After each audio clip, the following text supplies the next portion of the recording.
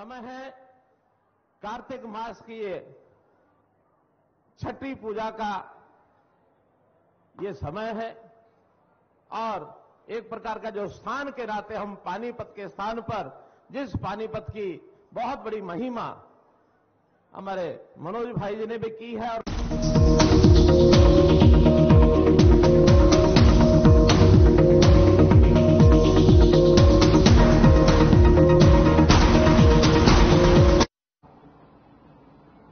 अलग अलग क्षेत्र में अलग अलग प्रकार की परंपराएं हैं और वह वहां की लोक आस्था के साथ विशिष्ट आयोजनों के साथ आम जनमानस को अपने साथ जोड़ती है और पूरे देश को एकता के सूत्र में बांधती है।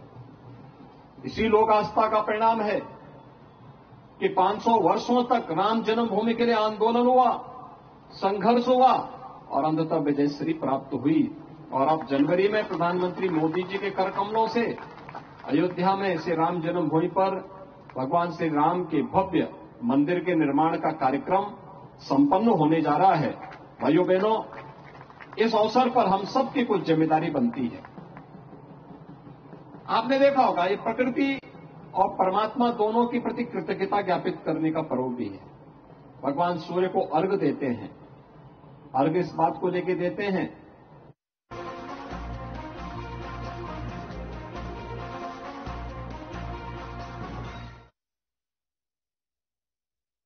समय है कार्तिक मास की ये छठी पूजा का ये समय है और एक प्रकार का जो स्थान के नाते हम पानीपत के स्थान पर जिस पानीपत की बहुत बड़ी महिमा हमारे मनोज भाई जी ने भी की है और बहुत इसका ऐतिहासिक महत्व भी है।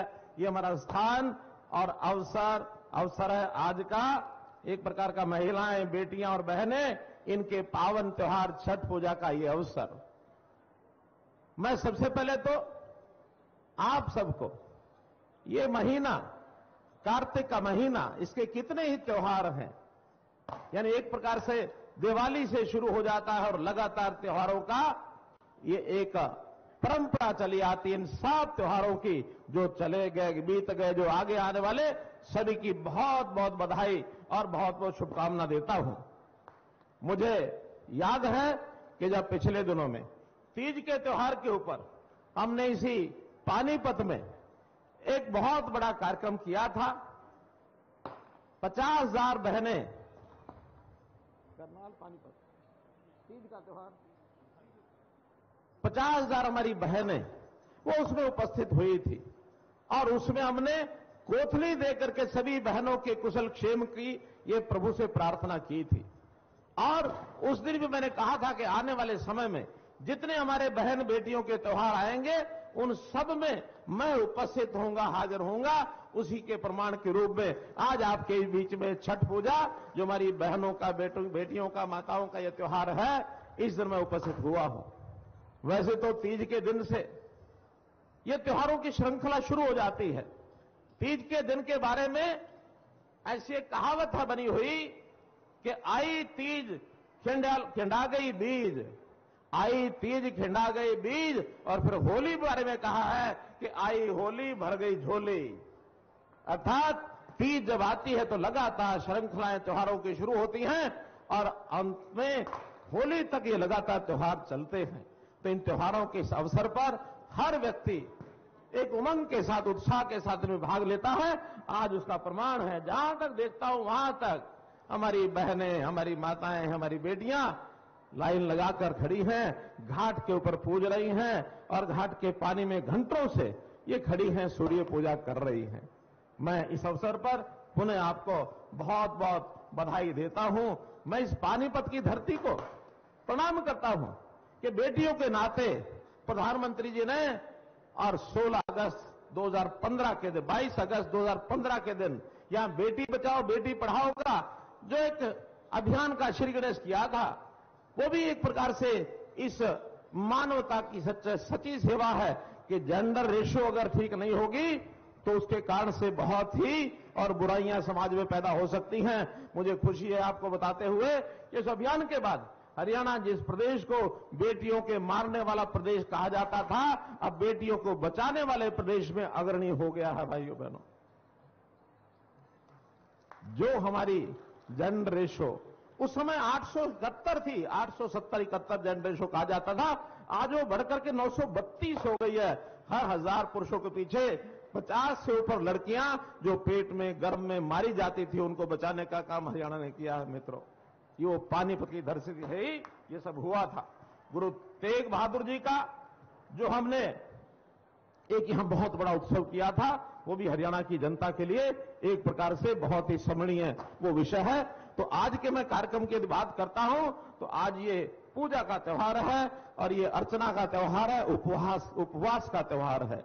हमारी बहनें उपवास रखती हैं और एक प्रकार से मंगल कामना सबकी मांगती हैं, सबके शारीरिक दृष्टि से स्वस्थ होने की मंगल कामना की ओर इनकी ओर से ये जो पूजा की जाती है।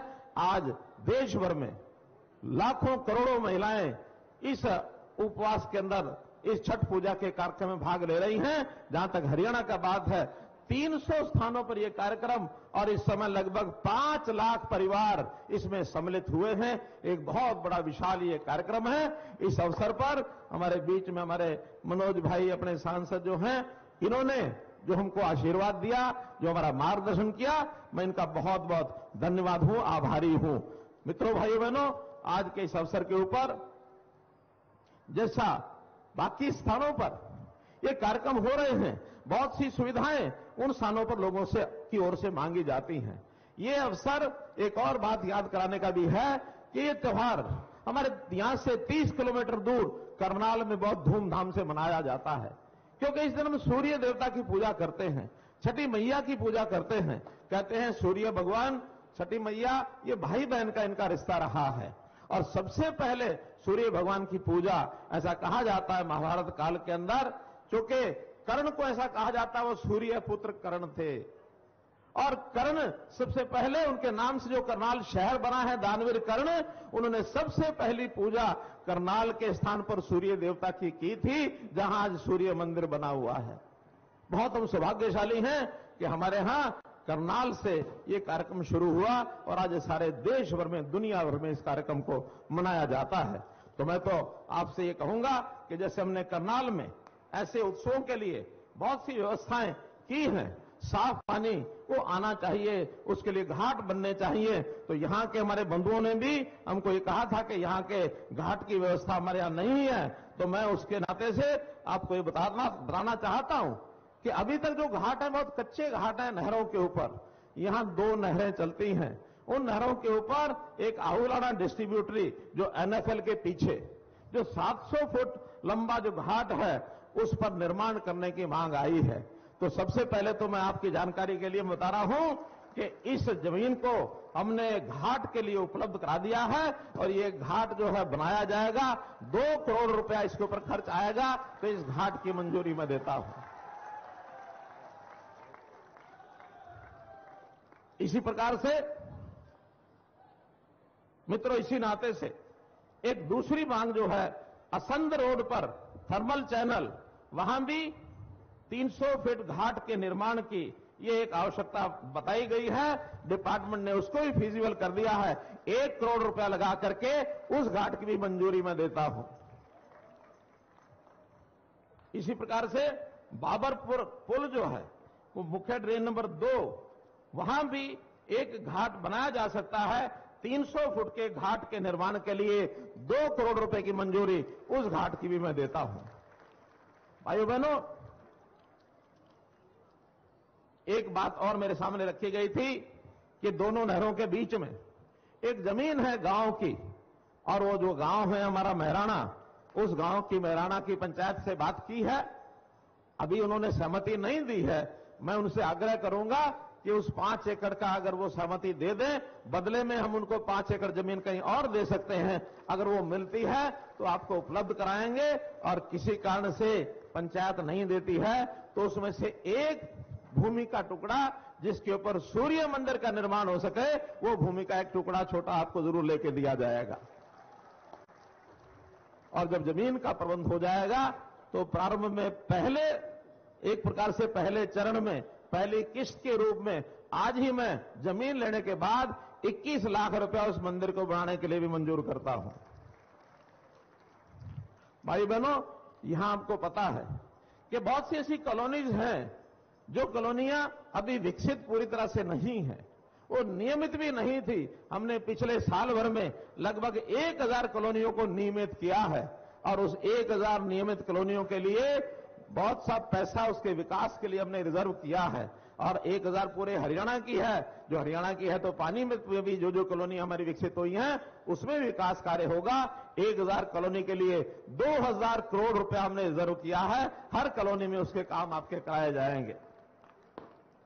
तो इस प्रकार से आपको जो डिमांड्स आपकी थी वो सारी मैंने आपको बताई हैं। मैं तो इतना ही कहूंगा, हमारे प्रधानमंत्री जी महिलाओं के प्रति उनके मन में एक संवेदनशीलता है। महिलाओं के विकास के नाते उनको किस प्रकार से सहभागी ज्यादा बनाया जाए, तो उस रूप में मैं आपको याद कराना चाहता हूं। पार्लियामेंट में हमारे 2 सांसद यहां हैं, इनका भी धन्यवाद करता हूं। इन्होंने भी एक आरक्षण का बिल पास किया है कि आने वाले समय में जो हमारे चुनाव होंगे विधानसभा लोकसभा में, उसमें महिलाओं के लिए 33% रिजर्वेशन, ये पार्लियामेंट ने एक प्रकार से बिल पास कर दिया है। हालांकि हमने पंचायतों में पहले से ही हरियाणा में 50% का प्रतिनिधित्व दे रखा है, लेकिन सारे देश भर की बात यदि सोचें तो 33% का आरक्षण भी ये पहली बार मिला है। तो निश्चित रूप से आगे महिलाओं की भागीदारी इसमें मिलेगी। हमारे जो गरीब परिवार हैं, श्रमिक परिवार हैं, हरियाणा ने बहुत सी योजनाएं उनकी बनाई हैं और आपके परिवारों में भी बहुत ऐसे श्रमिक परिवार हैं जिनको बेटी की शादी के लिए 51,000 रुपया शगुन मुख्यमंत्री शगन योजना के अंतर्गत हर बेटी की शादी पर जाता है। 50,000 रुपया उनकी शादी के प्रबंध के लिए वो अलग से जाता है। 1,01,000 रुपया हर बेटी की शादी पर उनको देते हैं। उनके सम्मान के नाते एक राशि, ये राशि 5100 रुपया वार राशि ऐसी जो हमारी श्रमिक बहनें हैं उनके लिए उसमें दिया जाता है। और साथ में अगर सिलाई मशीन खरीदनी हो तो 3500 रुपया उसके लिए भी अलग से दिया जाता है। तो इस प्रकार से सहायता हम देते हैं। महिलाओं की महिला जो श्रमिक हैं, श्रमिक महिलाओं की प्रसूति के ऊपर 3,000 रुपया महीना 6 महीने तक, बल्कि 6,000 1 साल तक, ये 36,000 रुपया उन बहनों को भी ये दिया जाता है। हमने बहुत सी ऐसी योजनाएं बनाई हैं कि जो हमारे ऐसे गरीब परिवार हैं, ऐसे श्रमिक परिवार हैं, ऐसे जो लोग जिनको आर्थिक सहायता अथवा अन्य सहायता की जरूरत है, बहुत सी दर्जनों हमारी योजनाएं हैं। उन योजनाओं का लाभ निश्चित रूप से आप उठा रहे होंगे। फिर भी अगर आपको लगता है कि कोई इसमें अच्छे सुझाव हैं और भी जो सुझाव आपको लगते हो देने हैं कि हमारे श्रमिकों के लिए उपयोगी रहेंगे, क्योंकि पानीपत शहर का जो श्रमिक है, ये पानीपत शहर में चाहे वो हरियाणा का है अथवा बाहर से कहीं से आया है, हमारी आर्थिक स्थिति में, हमारे औद्योगिक विकास में बहुत बड़ी भूमिका एक निभा रहा है। ये पानीपत हमारा टेक्सटाइल का हब है। इस पानीपत के इस हब में आप लोगों का बहुत बड़ा योगदान है। हरियाणा में कृषि क्षेत्र में भी जो पूर्वांचल के लोग आकर के मेहनत करते हैं, उसका हमारे कृषि को भी बहुत बड़ा उपयोग है। और तो और भवन निर्माण में भी हम देखते हैं जो हमारे मजदूर, और उसके खास करके उसमें जब मैं देखता हूं हमारी बहनें माताएं, वो पुरुषों से भी ज्यादा ताकत लगा करके मेहनत करके काम करती हैं। मैं उनकी सराहना करता हूं कि इस हरियाणा के विकास में आप लोगों का जो योगदान है उसको भूला नहीं जा सकता और निश्चित रूप से इसके लिए आपकी कोई भी जरूरत है उसको हमेशा पूरा किया जाएगा। आज इस अवसर पर इतनी बड़ी संख्या लगभग 50,000 से ऊपर हमारी बहनें माताएं यहां हैं, हमारे भाई भी यहां खड़े हैं। उनको इस अवसर पर बहुत बहुत अपनी ओर से, हरियाणा सरकार की ओर से बधाई देता हूं, धन्यवाद देता हूं, अभिनंदन करता हूं। और हमारे मनोज तिवारी जी का भी मैं हार्दिक तौर पर बहुत बहुत अभिनंदन करता हूं कि उन्होंने आज समय दे करके इस कार्यक्रम को सफल बनाया। बहुत बहुत आभार, बहुत बहुत धन्यवाद।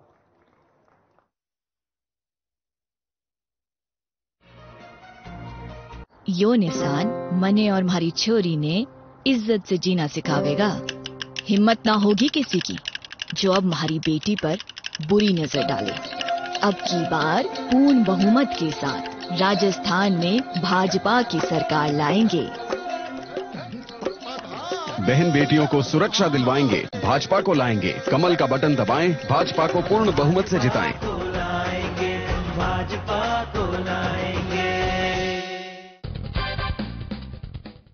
नमस्कार दोस्तों। एक बार एक प्रयोग किया गया मछलियों पर। एक बड़ी शार्क मछली को कुछ छोटी मछलियों के साथ एक टैंक में रखा गया। स्वाभाविक रूप से शार्क ने छोटी छोटी सभी मछलियों को खा लिया। इसके बाद उस टैंक के बीचों बीच एक ट्रांसपेरेंट फाइबर शीट लगा दी गई, उस टैंक के 2 हिस्से करने के लिए। अब एक तरफ शार्क थी और दूसरी तरफ छोटी मछलियां। शार्क केवल देख सकती थी, लेकिन दूसरी तरफ जा नहीं सकती थी।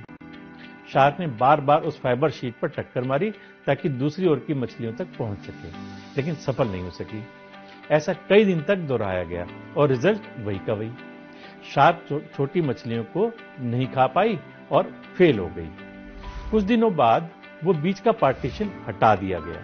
अब देखने में क्या आया कि शार्क अभी भी टैंक के दूसरी ओर नहीं जा रही थी, क्योंकि उसकी मानसिकता बन चुकी थी कि बीच में एक पार्टीशन है और वो अपने लक्ष्य तक नहीं पहुंच सकती। दोस्तों, हमारे जीवन में भी कुछ ऐसा ही तो घटित नहीं हो रहा। किसी छोटे मोटे फेलियर के कारण हमने धारणा बना ली कि हम तो ये काम जीवन में कभी कर ही नहीं सकते। ये काम तो हमारी क्षमता के बाहर का है, हमारे बस का ही नहीं है। ऐसा सोचकर हम प्रयास करना बंद कर देते हैं, जबकि हो सकता है वर्तमान में परिस्थितियां बदल चुकी हों, सफलता के द्वार हमारी प्रतीक्षा कर रहे हों। कई बार हमारे परिश्रम ना करने के कारण या हमारे फेलियर के प्रीसेट माइंड के कारण हम कामयाबी से दूर चले जाते हैं। किसी ने ठीक कहा है, रोज रोज गिरकर भी मुकम्मल खड़ा हूं, ऐ मुश्किलों देखो मैं तुमसे कितना बड़ा हूं। नमस्कार।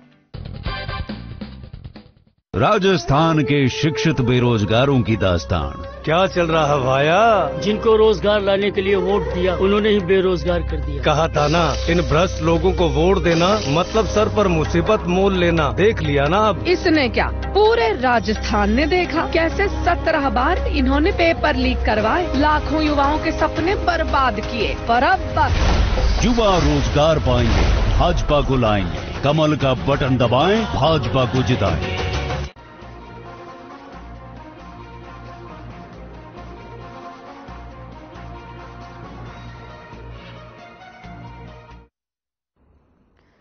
सीएम मनोहर लाल ने एक बार फिर विशेष चर्चा की, जिसमें सीएम ने आंगनबाड़ी कार्यकर्ताओं से संवाद किया। सीएम ने कहा कि आप सभी राष्ट्र निर्माण के अग्रणी सिपाहियों के साथ ये सीधा संवाद करने का पहला अवसर मिला है। देश के हर माता पिता और हर शिशु के पालन पोषण का जिम्मा आप सब ने अपने कंधों पर उठाया है। सीएम ने कहा कि स्वास्थ्य का सीधा संबंध पोषण से नहीं, बल्कि खाने से पहले स्वच्छता रखने में भी है। पोषण का महत्व को बताते हुए पीएम मोदी ने देश में पोषण अभियान चलाया है। हरियाणा प्रदेश में इसे सफल बनाने के लिए लगभग 50,000 कार्यकर्ताओं को मेरा नमन। इस अभियान के तहत पोषण ऐप भी शुरू की गई है, जिसके बारे में आप सभी भलीभांति परिचित है। सीएम ने आंगनबाड़ी कार्यकर्ताओं से अपील की कि बच्चों के सर्वांगीण विकास के लिए इस ऐप पर आप हर रोज का डेटा जरूर अपडेट करें। सीएम ने आंगनबाड़ी कार्यकर्ताओं को तोहफा देते हुए 10 साल से अधिक सेवा देने वाली आंगनबाड़ी कार्यकर्ताओं का मानदेय बढ़ाकर 14,000 किया, तो वहीं 10 साल तक सेवा देने वाली कार्यकर्ताओं का मानदेय बढ़ाकर 12,500 रुपए किया गया। आंगनबाड़ी हेल्पर का भी मानदेय बढ़ाते हुए 7,500 रुपए किया गया। वहीं सीएम ने बताया कि पूरे देश में सबसे ज्यादा हरियाणा में ही आंगनबाड़ी कार्यकर्ताओं को मानदेय दिया जा रहा है।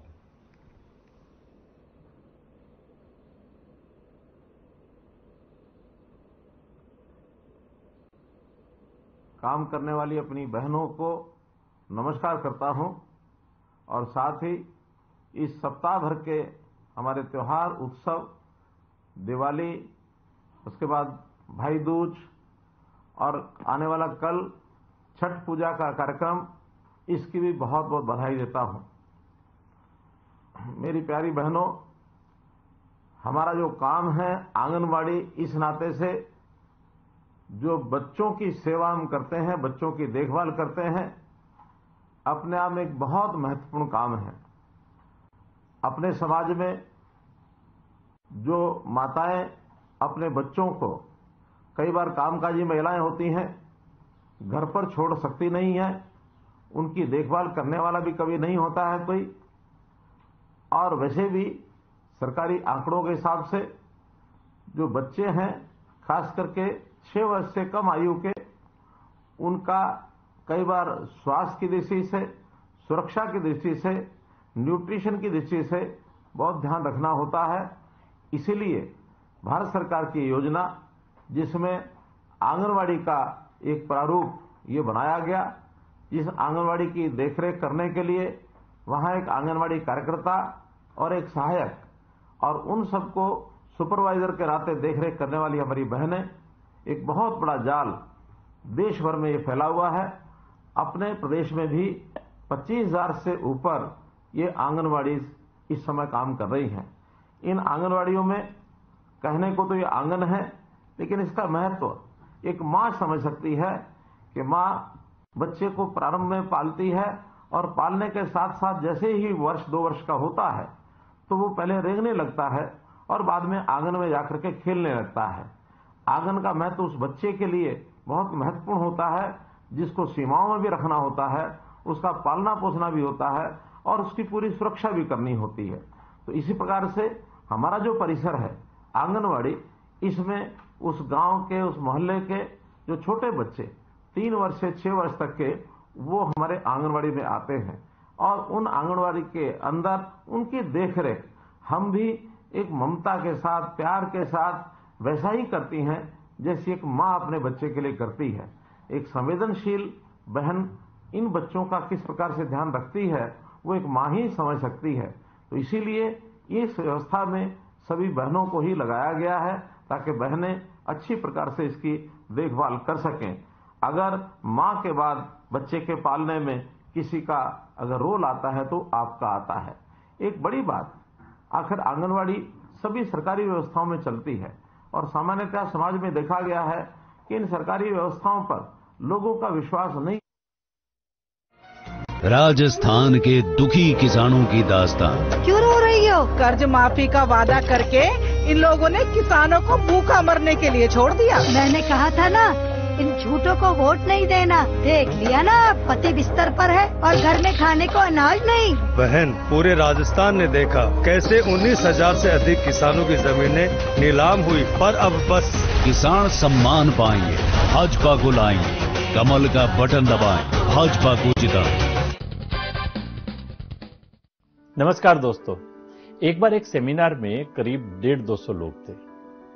उस सेमिनार के स्पीकर ने जेब से 500 रुपए का नोट निकाला और लोगों से पूछा, इस नोट को कौन कौन लेना चाहेगा। सभी लोगों ने हाथ उठा दिए। इसके बाद उसने उस नोट को तोड़ मरोड़ कर खराब कर दिया और फिर वही सवाल पूछा, इस नोट को कौन कौन लेना चाहेगा। फिर सबके हाथ ऊपर उठ गए। तीसरी बार उसने उस नोट को जमीन पर गिराकर अपने जूते से उसे रगड़ दिया और फिर वही सवाल दोहराया कि अब इस नोट को कौन कौन लेना चाहेगा। स्वाभाविक इस बार भी सभी के हाथ उठ गए।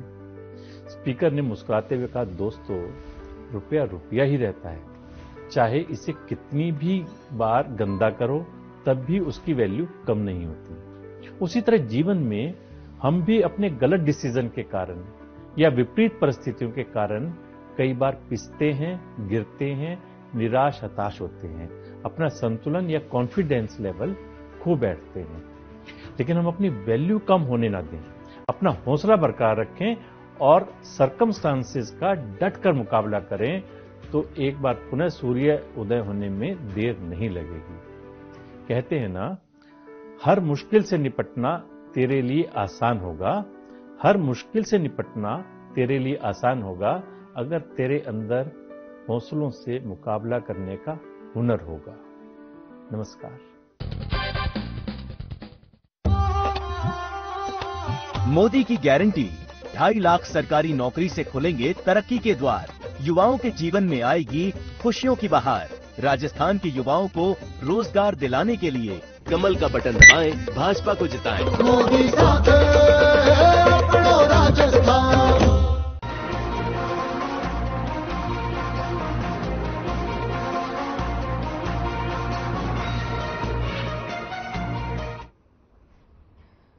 चरखी दादरी में पूर्व मंत्री सतपाल सांगवान ने कार्यकर्ता सम्मेलन का आयोजन किया, जहां लोगों की भारी भीड़ देखने को मिली है। वहीं चुनाव से पहले इस सम्मेलन का अत्यधिक महत्व बताया जा रहा है।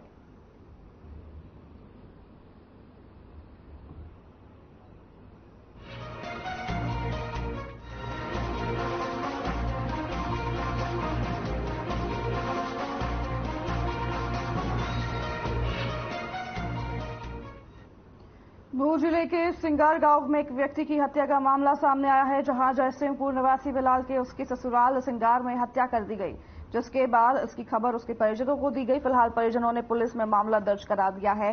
वहीं शिकायतकर्ता मृतक बिलाल के बड़े भाई जमील का कहा कि उसके भाई बिलाल की गांव सिंगर में हत्या कर दी गई है। वहीं जमील ने बताया कि बिलाल की शादी 3 साल पहले सिंगार निवासी याकूब पुत्री नजराना के साथ मुस्लिम रीति रिवाज के अनुसार हुई थी। नजराना से पहले भी अनबन चल रही थी और कई बार पंचायत भी नजराना को लेने गई थी। नजराना करीब 1 महीने से अपने पैहर सिंगार में रह रही थी। वहीं 15 नवंबर को बिलाल अपनी पत्नी नजराना को लेने सिंगार गांव जाता है। 2 रात सिंगार में रुकने के बाद अचानक 17 नवंबर की सुबह बिलाल के परिजनों के पास बिलाल की मौत की सूचना मिलती है।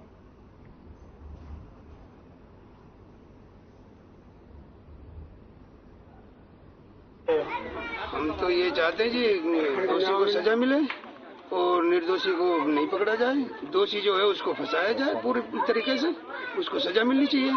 ऐसे तो किसी को मार लेंगे, उनने ईगल काम किया है। और फिर उन्होंने ये बात कबूल की है जी बिरादरी में कि हमारे जो है हमसे गुनाह हो गया, हम सिलेंडर हैं आपके सामने, जैसे आपका पेट भरा जाए वैसे पेट भर लो, हाँ ले दे के यही फैसला कर लो। तो हमने उनकी बात नहीं सुनी है, हम थाने गए, थाने जाके हमने रिपोर्ट दर्ज कराई है, फिर हमने डेड बॉडी उठाई है, उसके बाद हम पोस्टमार्टम करा के लाए हैं। रात हमने ईशा की नमाज पढ़ के मिट्टी दी है अपने भाई को। क्या नाम है? जमील नाम है जी मेरा। जमील जी क्या मामला है आपको? जी ये बिलाल मेरा छोटा भाई है जी। यहाँ से 15 तारीख को शाम दोपहर के बाद में गया था जी, कहाँ गया था? गाँव को अपनी मेहरबानी को लेने के लिए।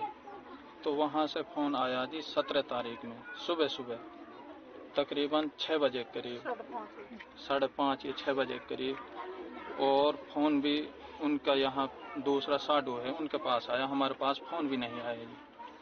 तो उनका लड़का आया यहाँ पे कहने के लिए जी, छोटा सा बच्चा है। तो हमें तो ऐसा मालूम हुआ जी, वहाँ जाके देखा तो उन्होंने कहा था फोन पे, हमने यहाँ से फोन करा जाओ कि भाई इसने बिजली पकड़ ली। वहाँ जाके कही उनने फांसा लिया है इसने। वहाँ जाके देखा तो ना फांसे की वहाँ कोई ऐसी उपाय हमने कि यहाँ ने फांसा लिया।